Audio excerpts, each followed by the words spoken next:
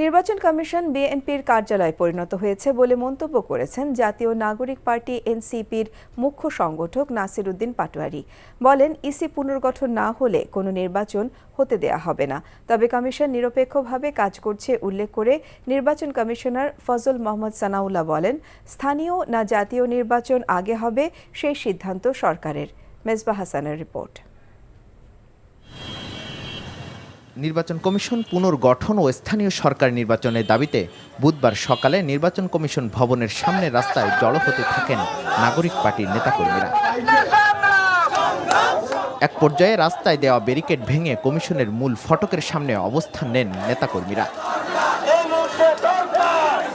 এ সময় ৩ উপদেষ্টা বিএনপির মুখপাত্র হিসেবে কাজ করছে অভিযোগ তুলে তাদের পদত্যাগের দাবি জানান নেতারা। আমরা উপদেষ্টার মধ্যে যারা বিএনপির মুখপাত্র হিসেবে কাজ করছে, বাংলাদেশের এডুকেশন সেক্টরকে ডুবিয়ে দেওয়ার জন্য ওয়াহিদুদ্দিন ভাই কাজ করছেন, বাংলাদেশের ফাইন্যান্সিয়াল সেক্টরকে ডুবিয়ে দেওয়ার জন্য সালাউদ্দিন ভাই কাজ করছেন, বাংলাদেশের আইন মন্ত্রণালয় ডুবিয়ে দেওয়ার জন্য আসিফ নজরুল কাজ করছেন। তাহলে আমরা বড় কর্মসূচি নিয়ে তাদেরকে পদত্যাগ করাতে বাধ্য হব। এই কমিশনের অধীনে নির্বাচন হলে বিএনপি হাসিনার থেকেও বড় ফ্যাসিস্ট হয়ে উঠবে বলে অভিযোগ করেন এনসিপির মুখ্য সংগঠক।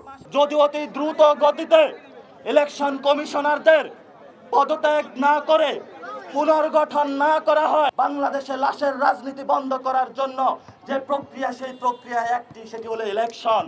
কিন্তু আমরা সেখানে বলি যে জাতীয় ইলেকশনের আগে অবশ্যই স্থানীয় ইলেকশন দিতে হবে।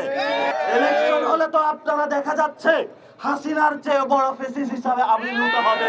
তবে এনসিপির এসব দাবি রাজনৈতিক উল্লেখ করে এ বিষয়ে কোনো মন্তব্য করতে চাননি নির্বাচন কমিশনার। কখনো নির্বাচন কমিশন স্বপ্রণোদিত হয়ে পক্ষভুক্ত হয়েছে কিনা বা আপিল করেছে কিনা আমরা এমন কোনো নজির পাই নাই।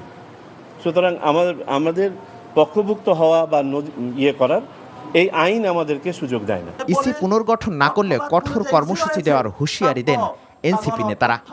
Mezbah Hasan, NTV news, Dhaka. এই ঈদে জামা জুতো অ্যাক্সেসরিজের ডিসকাউন্ট।